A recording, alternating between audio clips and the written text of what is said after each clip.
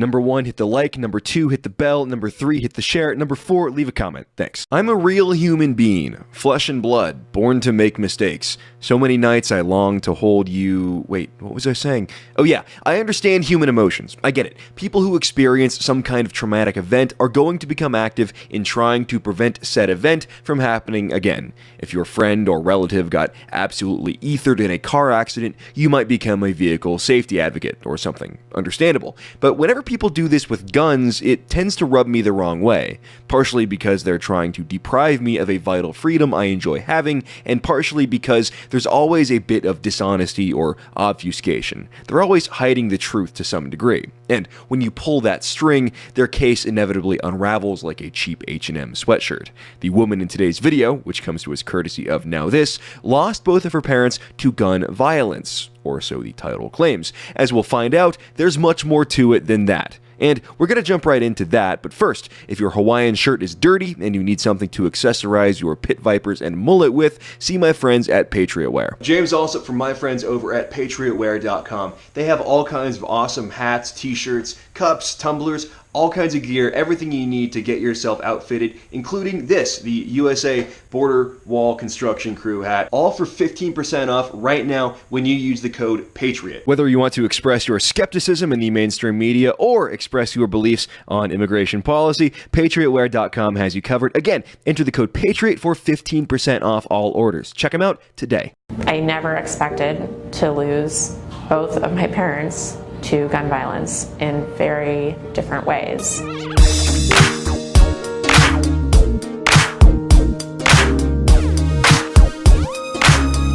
Gun violence, remember that framing. They've used it 3 times now between the title, description, and here, so they're really keen on pushing that as central to this narrative. You know, if this were accurate, it would be extraordinarily bad luck, especially given that some people managed to survive 2 or 3 of these high-profile mass shootings. Let's keep watching and find out what the circumstances are and whether her proposed laws could have saved her parents.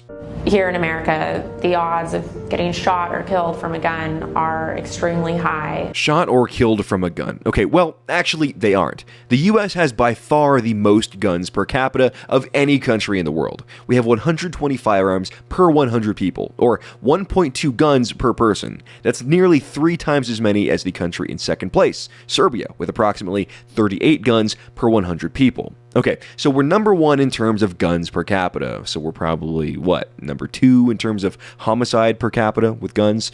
Number 5 in gun homicide, maybe?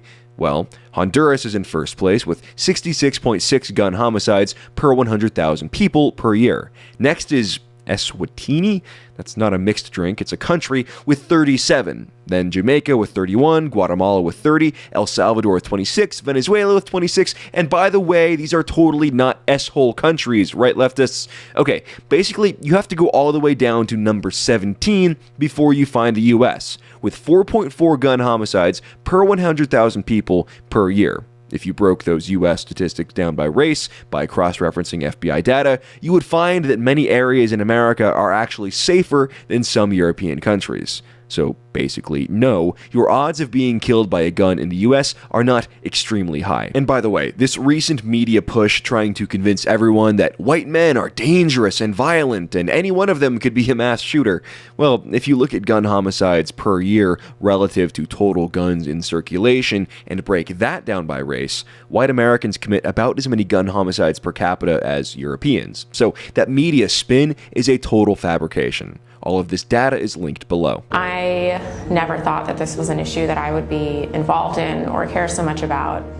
And that all changed on December 11th, 2012, when my mom, Cindy Ewell, was shot and killed in a mall shooting. Another safe haven for American families shattered by gunfire, the shooting at the mall outside Portland, Oregon. It happened this afternoon in a plaza busy with holiday shoppers, including many children. Police now say 3 people are dead, including the gunman, at least 4 others injured. The situation there involved the gun owner had multiple guns laying around, and the shooter had spent the night at his house before and took one of those guns and used them in the small shooting. Okay, so a guy had his gun stolen and then used in a crime. We haven't heard her proposal yet, obviously, but I don't know what you're going to do about people who steal guns, as obviously that is already illegal.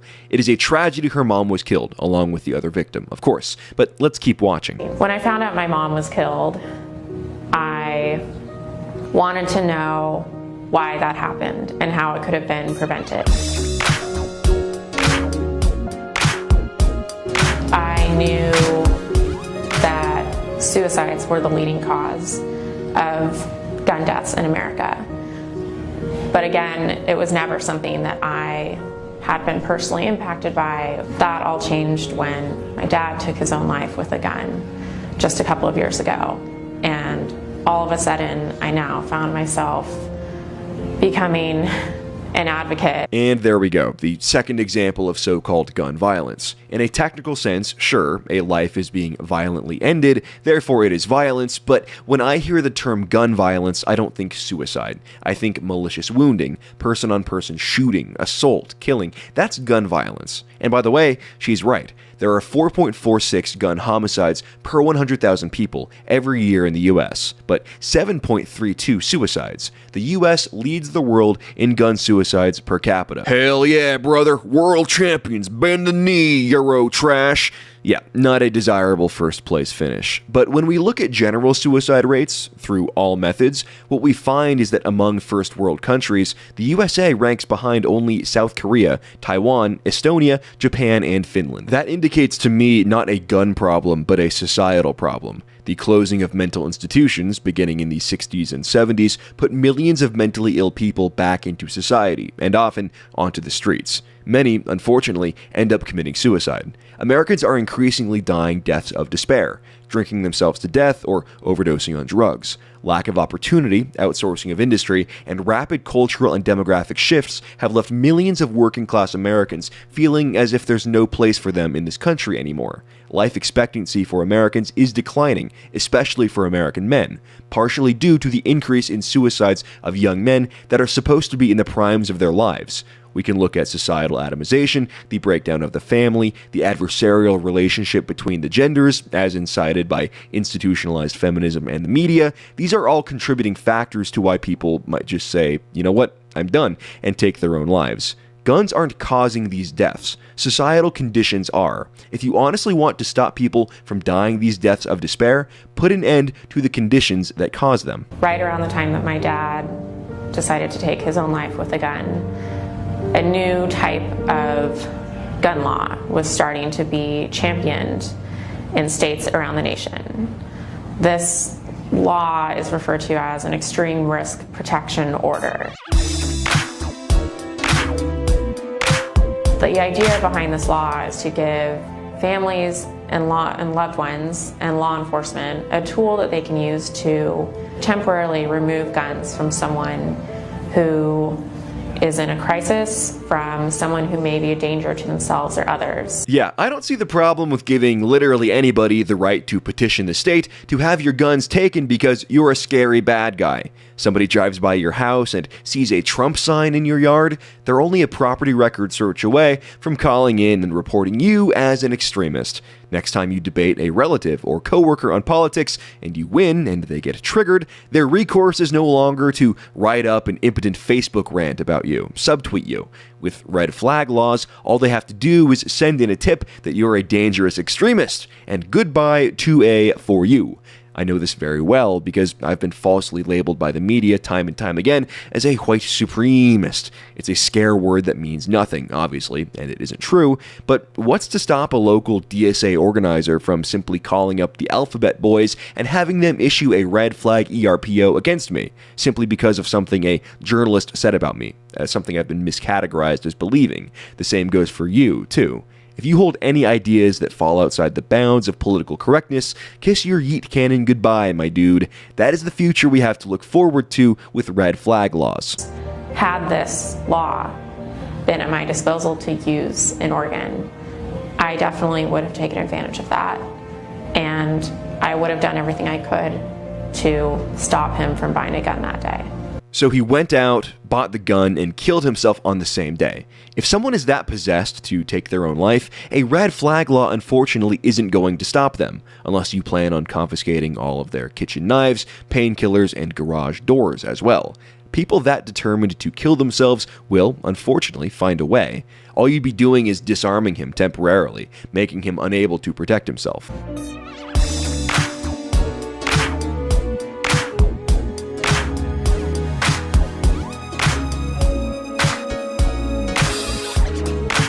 Warning signs according to what experts? Knowing the left, their warning signs are probably going to be the fact that they are white males, and that is enough of a warning for them. And how many of these people that do show, as you say, warning signs end up not doing shootings? Like, if you make a dark joke about a shooting, does that mean you're going to do one? No, it just means you're an edgelord that made a dark joke. Should you be disarmed?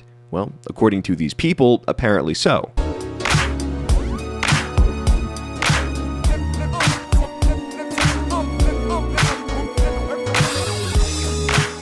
So, on the word of a questionably motivated friend or relative, you too can have your legally obtained firearms confiscated from you for an entire year.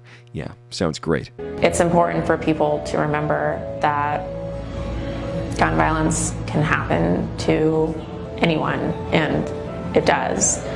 We have a huge problem in this country with gun violence. Okay, so hold on. I still haven't heard a solution for that first incident, the one where the guy stole the rifle and killed her mother. Red flag laws wouldn't have prevented that. A guy not committing felony theft seems to be the only way that could have been prevented, and felony theft is already illegal. The number of Americans that die every day from guns in this country is off the charts. Wow, that is a breathtakingly deep observation. We ran through the numbers earlier. The number of people dying every year from gun homicides in the US is actually very much on the charts. We're very much number 17 on that chart. It is not even comparable to other first world nations. It isn't fair to compare the conditions in first world nations to the conditions in third world nations. Wow, Switzerland has better education than Gabon. Who could have guessed? To accurately make this comparison, you need to compare areas of a country or countries with like populations. So, if you want to do the racial breakdown on gun homicide in the US, the FBI has some pretty illuminating statistics for you. Gun violence is a complicated issue. There's no one thing that's going to solve every part of it, but there is so much more that we can do to prevent gun violence. And by voting for candidates who are committed to improving our laws to reduce gun violence, we can help save lives in this country. Don't wait until gun violence is something that happens to you or your family. The time to get involved is now. There is a violent crime epidemic in the country, and we all know what's going on there. The only way to crack down on that is to hand out harsh prison sentences and show zero tolerance for violent crime. We were on the right track in the 90s with the Clinton-Biden crime bill, but now have fully reversed course. If we want to cut down on the leading cause of gun deaths, suicide, we're not going to do that by cracking down on guns. Where there is a will to commit suicide, people will unfortunately find a way. I want to reduce suicide as much as anyone, but to do that, we need to consider why, not how, people are killing themselves. Those answers are much less convenient for the political elite. Again, the decline of the family, failing marriage and childbirth rates, outsourcing, automation, living in an increasingly alien culture. These all lead people, unfortunately, to feel like their lives aren't worth living. 9 in 10 British young people feel that exact way, as we discussed in yesterday's video. To fight suicide, we have to confront narcissism culture, rampant consumerism, and the excesses of global corporations willing to destroy local communities to pad the bottom line. These are not questions the elites want to answer, however, which is why we're here quibbling over crime stats. She saw Ramona.